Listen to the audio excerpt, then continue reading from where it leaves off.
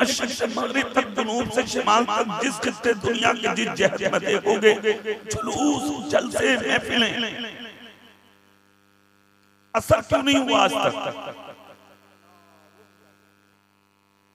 क्यों नहीं हुआ आज तक? कहीं ना कहीं तो खोट है तुम्हारे सीनों में। मैं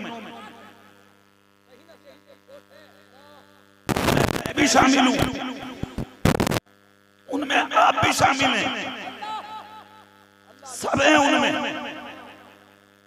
शर्म आती है कौम मुस्लिम की जिंदगी देखकर। 50 साल का हो गया तो आज तक तुझे जीने का सलीका ना आया। 40 साल का हो गया तो आज तक तुझे जीने का सलीका ना आया। 60 साल का हो गया तू, आज तक तुझे जीने का सलीका नहीं आया। कैसे लोग थे मदीने में, कैसे लोग थे मेरे सरकार के मदीने में। एक बच्चा 13 साल का, दूसरा बच्चा 14 साल का। मुस्तफा तेरा देखा तो देखकर खड़े हो जोर से और दिल से बोलो, दिल से। क्यों हुए थे खड़े? क्या जज्बा था उन बच्चों में? क्या किया था 13 साल के बच्चे ने? क्या किया था 14 साल के बच्चे ने? तू 30 साल का नहीं कर पाता, 40 साल का नहीं कर पाता, 50 साल का नहीं कर पाता, 60 साल का हो गया, तुझे आज तक वुजू का सलीका नहीं आया। 70 साल का हो गया, आज तक नमाज का तरीका नहीं आया। तेरी उम्र चलती चली जा रही है, कब्र में पैर जा रहे हैं तेरे। आज तक तुझे मस्जिद में कौन सा कदम रखा जाएगा? ये सलीका तुझे आज न आ सका। वो मदीने के 13 साल का बच्चा था जिसे देखकर मुस्तफा ने कहा था, मैं भी खड़ा हो रहा हूँ, गुलामों तुम भी खड़े हो जाओ। और से जोर से बोलो साहब, इधर वाले भी हाथ उठा के बोलो या रसूल अल्लाह, मैं भी खड़ा हो रहा हूँ, तुम भी खड़े हो जाओ। जानते हो वो बच्चे कौन है? इस्लाम और कुफ्र के दरमियान जो दुनिया में पहली जंग हुई थी, जिसको दुनिया जंगे बदर के नाम से जानती है। आज तो कौन इस्लाम पर उंगली उठा रहा है? किधर से उठ रही है? क्या हो रहा है? तुझे अपनी हुआ से कोई पहचानी की फुर्सत नहीं मिलती।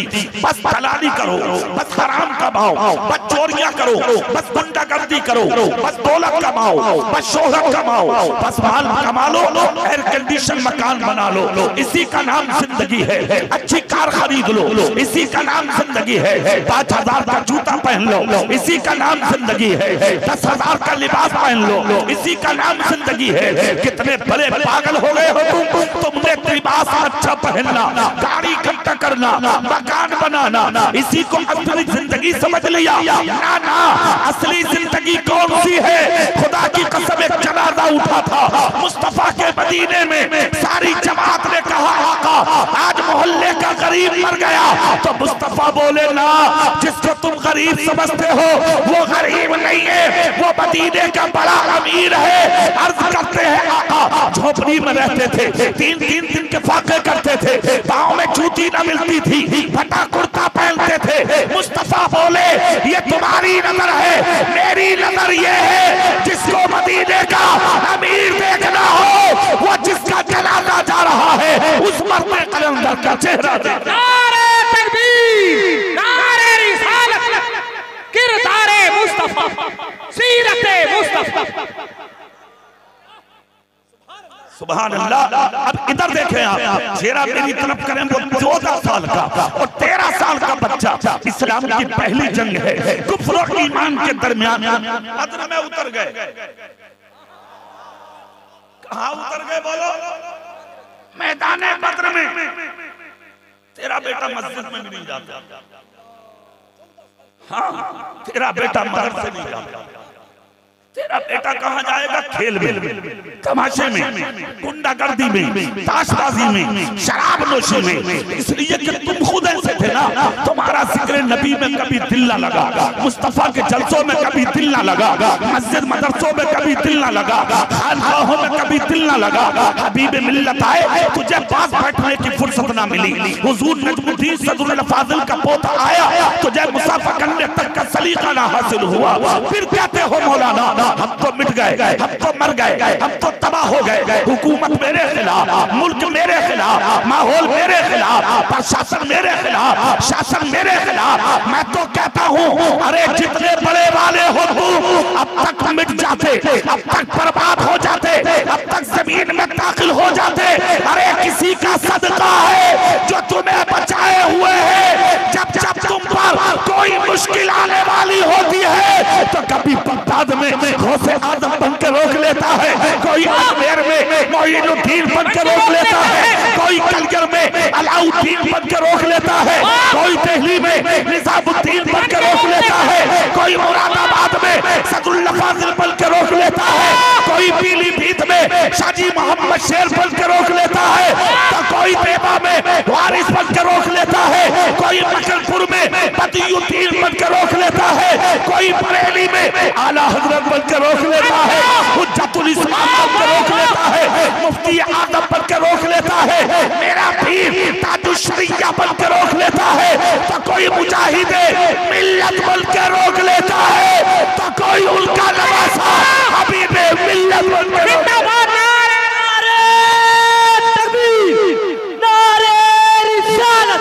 मसला के आला हजरत उर्से हुजूर मुजाहिदे मिल्लत, उर्से हुजूर मुजाहिदे मिल्लत हजरत अल्लामा मौलाना कारी इकबाल अहमद मुरादाबादी। खिताब शहंशाह खिताब तारीख इस्लाम। कभी के मिट गए होते, किसी ने गोद में उठा रखा है तुम्हें। जोर से और जोर से मुजाहिद मिल्लत के गुलामों हाथ उठा के बोलो सुभान अल्लाह। कोई बचाने वाला है तुम्हें। जब जब मुश्किल आने वाली होती है तो मुजाहिद मिल्लत का नवासा हबीब मिल्लत नजर उठाता है, तुम्हारी मुश्किलें टल जाती है। कभी के मिट गए होते, जब जब मुश्किल आने वाली होती है मुजाहिद मिल्लत कब्र में करवट लेते हैं, अल्लाह तुम्हारी मुश्किलों को आसान कर देता है। लाजवाब लाजवाब जिंदाबाद। सुनो 13 साल का बच्चा, सुभान अल्लाह सुभान अल्लाह सुभान अल्लाह, और हल्के बोल कभी पुलिस पकड़ के ले जाए। 14 साल का बच्चा बद्र में उतरा, हाथ में नन्ही नन्ही तलवार। हाँ, हजरत अब्दुल रहमान के करीब आया कर कहा, अब्दुल रहमान अबू जहल कौन है? कौन है अबू जहल? इतना जब कहा तो हजरत अब्दुल रहमान ने नजर फेर कर कहा, बेटा क्या करोगे? तलवारें निकाल कर कहा, हमने सुना वो हमारे नबी को गालियां देता, हमने सुना हमारे नबी को गालियां देता। कहा फिर? कहा कसम खा के आए जिंदा नहीं छोड़ेंगे आज। और से अरे दिल से बोलो, दिल से। कहा कसम खा के आए हैं जिंदा नहीं छोड़ेंगे। कहा उम्र कम है तुम्हारी, कहा उम्र मत देख, हिम्मत है तो अब्दुल रहमान सीधे में झांक के देख। कहा मतलब, कहा दिल छोटा मिलेगा मगर इश्क़े रसूल बड़ा मिलेगा। लाजवाब जिंदाबाद। नारे तकबीर, नारे रिसालत, मज़हब इस्लाम, उर्से हुजूर मुजाहिदे मिल्लत, हबीबी उर्स कमेटी, सरजमीने दरियापुर। अल्लामा कारी सर पे हाथ रखा हजरत अब्दुल रहमान ने।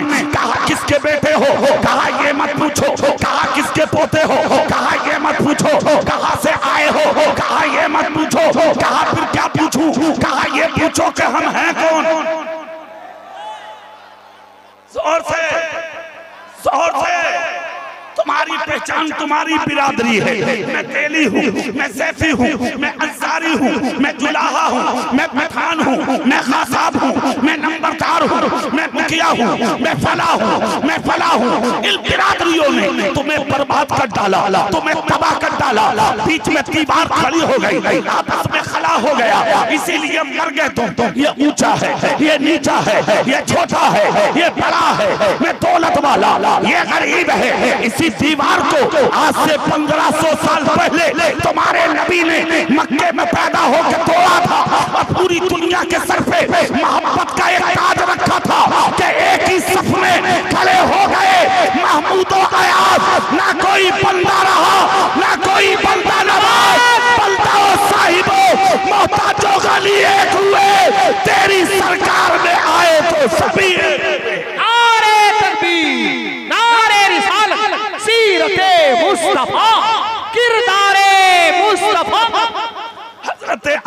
रहमान बोले बेटा क्या कहना चाहते हो? कहा ये मत पूछो बेटे किसके,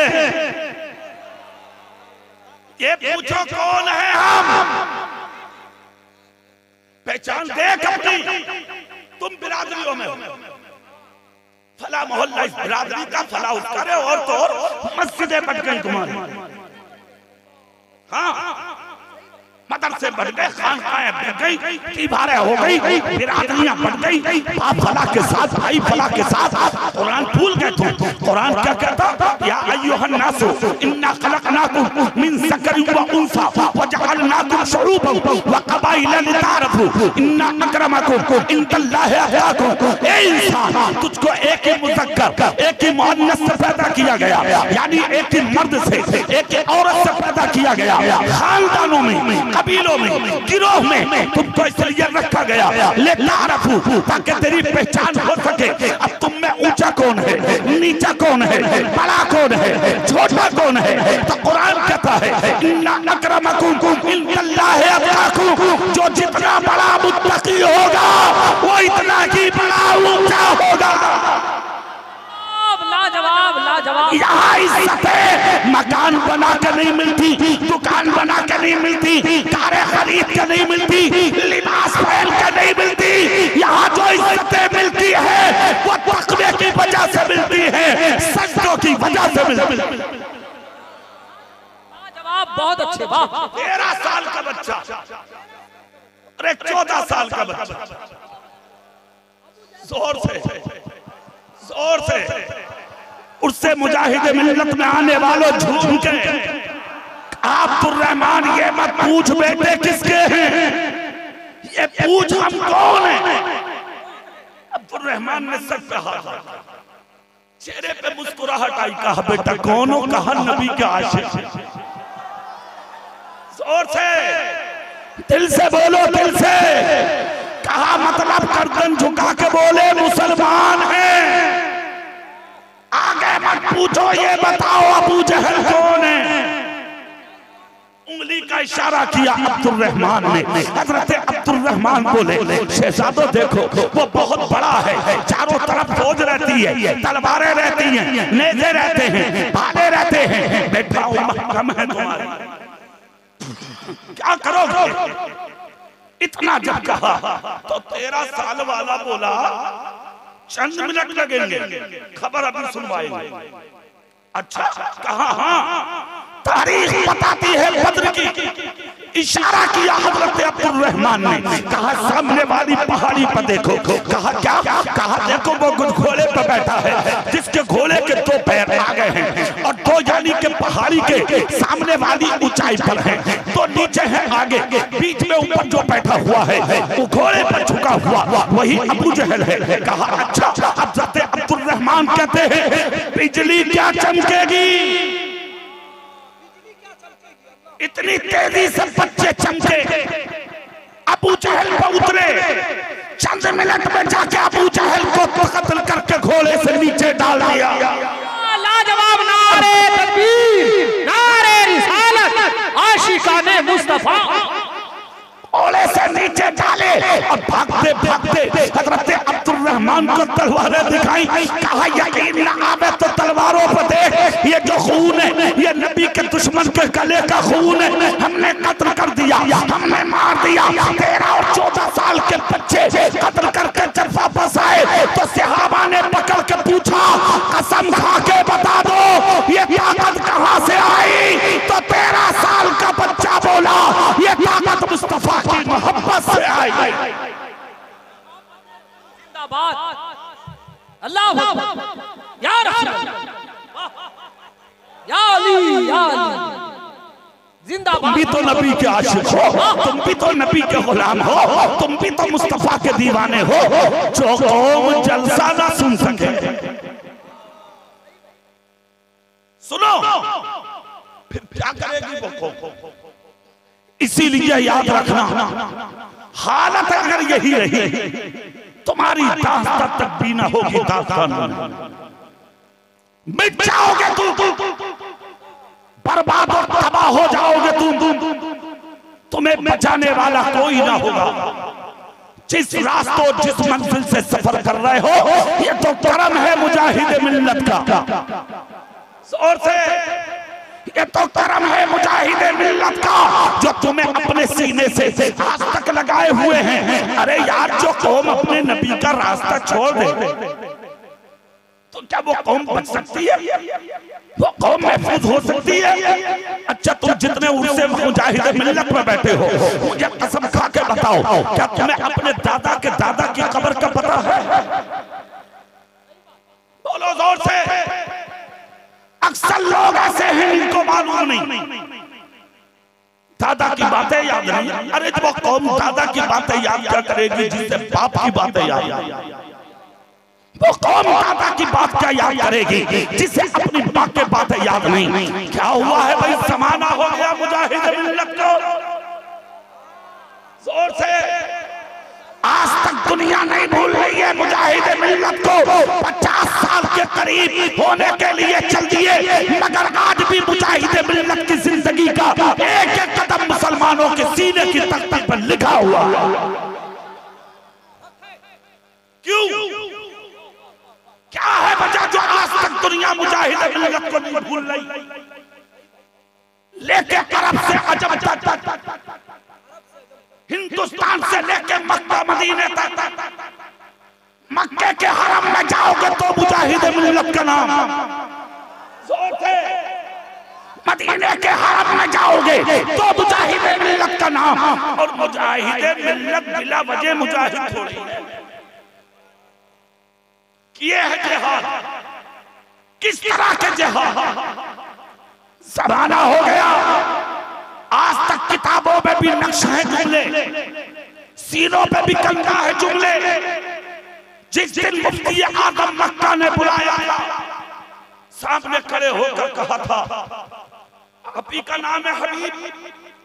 कहा मेरा नाम है। कहा हमारे पीछे नमाज नहीं पढ़ते? मुजाहिद मिल्लत मुस्कुरा के बोले गुस्से की बात नहीं है, पढ़ते क्यों नहीं? मुजाहिद मिल्लत ने फरमाया, एक तरफ मुशरिक कहते हो, दूसरी तरफ एतराज ये कि नमाज क्यों नहीं पढ़ते? जब हम मुशरिक हैं तो फिर नमाज का मुतालबा क्यों करते हो मुतालबा हमसे? मुफ्ती आजम मक्का खामोश हुआ। उसने कहा चंद बातें बता दूं, इसलिए कहते? बोले बताओ। जुमलों में मुनाजरा हुआ। कहा इसलिए कहते हैं कि तुम शिर्क करते हो। कहा कैसे? कहा तुम नबी को वसीला मानते हो।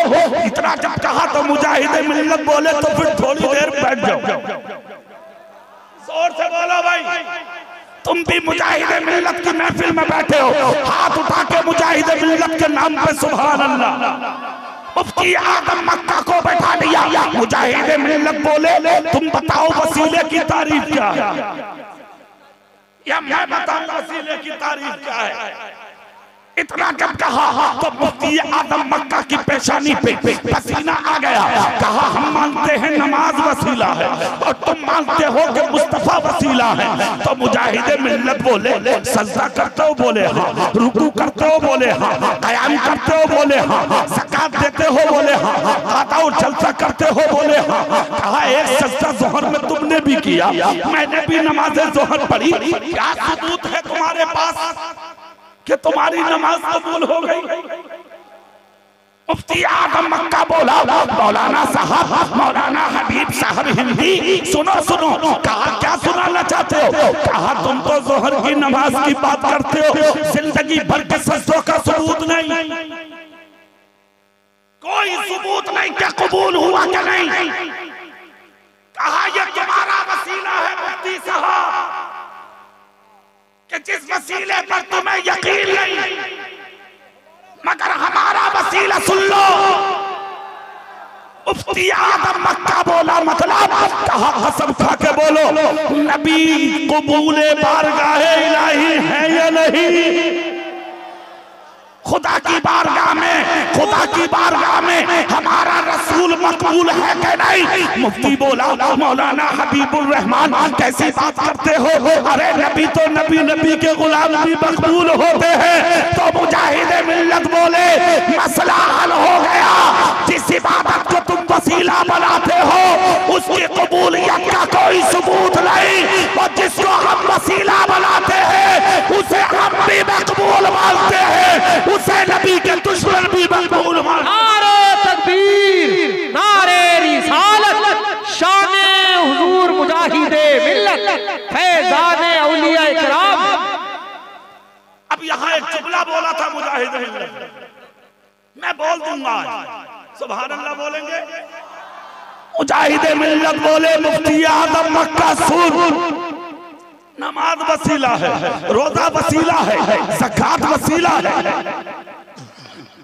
हज वसीला है, खैरात वसीला है, सदका वसीला है, ये सारे चीजें वसीला बिल आमाल है, मगर किसी सच्चे के दामन को पकड़ लेके मर जाना ये वसीला बिल साथ है। और हम सुन्नियों और मुसलमानों के लिए वसीला बिल आमाल भी जरूरी है, और हश्र के दिन बचने के लिए वसीला बिल साथ भी जरूरी है। वाह, अमल भी जरूरी है साथ। किसने कहा? मुजाहिद मिल्लत ने।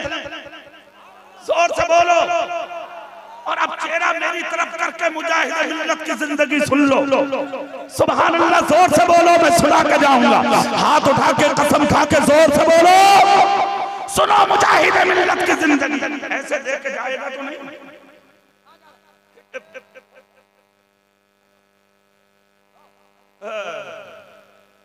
वो कह रहा भैया जाओ तुम चलो जाओ। सुभान अल्लाह बोलो। खुदा के वास्ते मत करो ऐसा जल्द, हमें मजबूर मत करो कुछ बोलने पे। हम कुछ नहीं बोलते, हम बहुत सीधे मौलाना, हम कुछ नहीं बोलते। हमारे साथ कुछ भी मत करो ऐसा कि हम कुछ बोले, ठीक है? सुभान अल्लाह बोलो बस, जोर से सुभान अल्लाह। 50 साल होने के करीब है, क्यों मना रहे हो मुजाहिद मिल्लत का उर्स? तेरे बाप को दुनिया क्यों नहीं याद रखती? तेरे बाप के 40वें में चंदे हो रहे हैं, तेरे दादा की कब्र पर कोई फाता पढ़ने वाला नहीं। यहाँ मुजाहिद मिल्लत के नाम पर लाखों रुपया अख्तर ज़ियाई साहब ने 5 मिनट में इकट्ठा कर लिया। तेरे दादा का कोई जिक्र करने तैयार नहीं, मुजाहिद मिल्लत के नाम पर करोड़ों जमा करने तैयार हैं। तो सुनो, जो अपने लिए जीते हैं वो मर जाते हैं, जो मुस्तफा की अदाओं के लिए जीते हैं वो मर के भी जिंदे हो जाते हैं। मुजाहिद मिल्लत की जिंदगी अपने लिए नहीं गुजारी थी उन्होंने। अगर अपने लिए गुजारते तो इलाहाबाद के हॉस्पिटल में मौत और जिंदगी के दरमियान डॉक्टर की आंखों में आंखें डाल के ना मुस्कुराते। हजरत ब्लड प्रेशर हाई हुआ था मेरे मुजाहिद का, जाने वाले ले गए हॉस्पिटल में, जाके डाल दिया। ब्लड प्रेशर डॉक्टर ने चेक किया, चेक करने के बाद सर पे हाथ मार के बोला मौलाना जिंदा कैसे हैं? मौलाना जिंदा कैसे हैं? जिस हालत में आपका ब्लड प्रेशर है, बीपी है, इस हालत में दिमाग की नसें फट जाती हैं, इस हालत में आदमी मर जाता है, इस हालत में जिंदगी का सौदा हो जाता है, आप कैसे जिंदा हैं? मुजाहिद मिल्लत बोले तुम अपना काम करो, मैं अपना काम करने आया। कहा मेरा क्या काम? कहा तुम्हारा काम है दवाई देना। जोर से दिल से बोलो मुजाहिद मिल्लत के गुलामों, क्या तुम्हारा काम है दवाई देना? मेरा काम है दवाई लेना। अगला काम छोड़ दो मेरे नबी के रहमो करम पे। डॉक्टर बोला सिर्फ एक बात बता दो, बचे कैसे? मुजाहिद मिल्लत बोले बहस मत कर, वो बातें बाद में होंगी। आपने दवाई ली, हॉस्पिटल से निकल के बाहर आए, गुलामों को बुलाया डॉक्टर ने, कहा भाई सुन लो एक बात मेरी। कहा क्या? बोले मुझे लगता बहुत नेक है ये। नेक ऐसे ही नहीं, खुदा के वली लगते हैं। और से बोलो। कहा दवाई तो ये है मगर साथ में परहेज है। परहेज सुन लो, नमक जबान पे ना चला जाए। नमक अगर जबान पे चला गया बीपी हाई होगा, नसें फट जाएंगी और ये दम तोड़ बैठेंगे तुम्हारे हाथों में। इनकी जिंदगी मुकम्मल हो जाएगी, सफर भी पूरा नहीं होगा। लिहाजा किसी भी हाल में इनकी जबान पर नमक मत जाने देना। कहा ठीक है। मुरीदों के घर में आए, दस्तरखान लगा, जब खाना रखा गया मुजाहिद मिल्लत बोले पानी बाद में, खाना बाद में, सब्जी बाद में, रोटी बाद में, चावल बाद में, पहले नमक लाओ। हाथ उठाओ, हाथ उठाओ। कहा पहले नमक लाओ। कहा हुजूर डॉक्टर ने मना किया है, हकीम ने मना किया है, तबीब ने मना किया है। कहा क्या? कहा हुजूर नमक नहीं खाएंगे, नमक खाएंगे जान जाने का खतरा है। मुजाहिद मिल्लत उठ के बोले तुम्हें जान की पड़ी है और हबीब मिल्लत को मुस्तफा की सुन्नतों की पड़ी है। खाने से पहले नमक ज़बान पर रखना। किसी के बाप की सुन्नत नहीं, रसूल पाक की सुन्नत है। और सुनो, सुन्नत से हमेशा शिफा मिलती है। वाह वाह, क्या पैगाम है। वाह वाह। खामोश। और सुनो, कौन और किसकी अदा पर चलते थे मुजाहिद मिल्लत? पता है? तुम तो खत्म हो गए, जिंदा हो के भी कुछ नहीं हो तुम। हाँ, पिट रहे हो, मारे जा रहे हो बसों में, ट्रेनों में, रास्तों में, गलियों में, कूचों में, शहरों में, कस्बों में, देहातों में, जहां देखो कौम तुम्हें मार रही है। क्यों पिट रहे हो? क्यों मार रही है कौम? पता है तुम्हें? सीने में झांका है तुमने छोड़ दिया अपने नबी का किरदार, छोड़ दी तुमने अपने नबी की अदाएं। मिटने की कगार पे हो तुम। 1500 साल हो गए उन लोगों के नाम आज तक जलसों में लिए जा रहे हैं। किनके? मेरे रसूल के करीब सहाबी हैं। सुभान अल्लाह बोलो तब नाम बताता हूं उनका। सुभान अल्लाह। करीब सहाबी, नबी के जमाने में गरीब, अबू बकर के जमाने में गरीब, दौरे खिलाफत उमर का आ गया तब भी गरीब। एक दिन हजारों के बीच में हजरत उमर ने उंगली का इशारा किया, कहा मेरे करीब आ गया। उठकर आ गए, देखा तो कुर्ता फटा हुआ था। अल्लाह, थे कौन? नबी के सहाबी। हजरत उमर ने करीब करके कहा मैंने नबी के जमाने में भी करीब देखा, अबू बकर के जमाने में भी करीब देखा, मगर कभी शिकवा ना देते। मुस्कुरा के बोले मुझे गरीबी से प्यार है। कहा क्यों? कहा गरीबों से मेरे नबी को प्यार है। तो जो चीज नबी को प्यारी है वो मुझे भी प्यारी है। इतना जब कहा तो उमर की आंखें आंसुओं से भर गई। अंदर गए, खजानों की चाबियां निकाली और लाकर इनके हाथ में दी और देकर कहा लो, आज तक गरीब थे मगर आज हमने तुमको ईरान का गवर्नर बना दिया। जोर से बोलोगे पूरी ताकत से, दिल लगा के जोर से बोलोगे, कहा ईरान का गवर्नर बना दिया। इतना सुनना था, खुदा की कसम आंख से आंसू निकल पड़े। कहा उमर किस बात पर? किस बात पर गवर्नर? कहा बस फैसला है, ले जाओ, ले जाओ चाबी। बना दिया बादशाह। प्रधानी के लिए खून कर देते हो, चेयरमैनी के लिए मर्डर कर देते हो, दुनियावी मिंबरी हासिल करने के लिए एक दूसरे की जान ले लेते हो। लाखों सलाम हो मुस्तफा के उस गुलाम पर। बादशाहत की खबर मिली, सुनने के बाद गर्दन झुका के बोले उमर फैसला तुम्हारा ही है या कोई और भी शामिल है? इतना जब कहा तो बोले उमर, तुम्हें इन चीजों से क्या लेना, चले जाओ, हुकूमत मिल गई, बादशाहत मिल गई, ईरान की गवर्नरी मिल गई। इतना सुनना था, चाबियां कुर्ते के दामन से उठाई, उमर के हाथ में दे के बोले उमर, बादशाहत करने मदीना छोड़ना पड़ेगा, बादशाहत करने मदीने को खैराबाद कहना पड़ेगा, बादशाहत करने मदीने की गलियों से निकलना पड़ेगा, ईरान में रहना होगा। कहा हाँ हाँ, उमर से बोले लो सुनो उमर, चाबियां पकड़ लो और मुझे मदीने में रहने दो। कहा क्यों? कहा बादशाहत तुझे मुबारक, मुस्तफा की चौखट की फकीरी मुझे मुबारक। नारे तकबीर, नारे रिसालत, दरबारे मुस्तफा, आशिकाने मुस्तफा, अज़मते सहाबा। नाम है हज़रत हुज़ैफा इब्ने यमान। हाथ उठाओ, हाथ उठाओ, जोर से बोलो, हुज़ैफा इब्ने यमान। वापस हुए तो उमर ने कुर्ता पकड़ लिया। हुज़ैफा, फैसला नबी का है, जुमला सुनो। हुज़ैफा बोले जैसा तुम आशिक हो उमर आशिक मैं भी हूं। तुमसे सुनाया फैसला नबी ने, मुझे नहीं बताया। दौड़कर नबी की बाजार पर पहुंच गए, रोकर कहा आका सिर्फ उमर ने बताया है मुझे। रोने लगे सरकार, क्या फैसला आपका है? रोते रोते आंख लग गई नबी की कब्र पे। ख्वाब में मुस्तफा तशरीफ लाए, और जिसके ख्वाब में नबी आते हैं नबी ही होते हैं। किसी के ख्वाब में कोई और नबी की सूरत में शैतान नहीं आ सकता।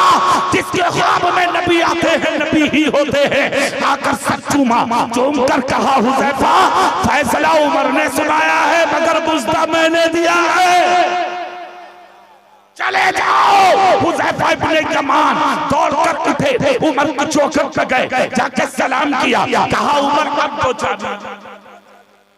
उमर बोले जिद्दी हो, कहा कुछ भी सही मगर नबी की बारगाह का हूं। उठाओ चाबियां। उठाई चाबियां, हाथ में ली, रुका उमर ने ईरान की तरफ पहले रवाना कर दिया था। जैसे कि पहुंचे वही लिबास, वही जूतियां, वही अमामा, वही खरका, वही जुब्बा, वही नालैन लकड़ी की। उतर गए ईरान में। हजारों लोग इस्तकबाल को खड़े हैं। कर्रफर से आएगा हमारा बादशाह, आएगा शान के साथ, आएगा शौकत के साथ, आएगा बड़ी धूमधाम के साथ आएगा। मगर जब घोड़े से उतरे तो पूछना पड़ा ईरान वालों को हुज़ैफा कौन है? कहा वो सामने आ रहे हैं। देखा तो वो लकड़ी की खड़ाओ, फटा हुआ कुर्ता, टूटा हुआ अमामा, बहुत सीधा जिंदगी। हाथ पकड़ा लोगों ने, लेकर गए अंदर और बादशाह रूम में जैसे कि कदम रखा, दस्तरखान बिछा हुआ, सैकड़ों रंग के खाने चुने हुए। कहा शुरू करो। हुज़ैफा इब्ने यमान बोले अभी रुके रहो, एक चीज की कमी है दस्तरखान पर, बोलाओ। कहा क्या? बोले जौ की रोटी। जोर से नहीं बोल रहे, दिल से नहीं बोलोगे। जब तक जौ की रोटी नहीं लाओगे खाना शुरू नहीं किया जाएगा। अच्छा, अंदर गए लोग, जौ की रोटी इकट्ठा की, उसको बनवाया, जौ को रोटी बनवा के लाए, दस्तरखान पर चुनी गई, खाया। जौ की रोटी टाइट होती है, वो खाए तो टूट टूट के छोटे छोटे टुकड़े दस्तरखान पर गिर गए। फरागत के बाद खाने की हुज़ैफा इब्ने यमान ने गिरे हुए लुक़मे उठाए। उठाइए हबीब भाई, सोइए नहीं। सुभान अल्लाह, बड़ी मेहनत करते हो, पूरा साल मेहनत करते हो जलसे के लिए। आज सोगे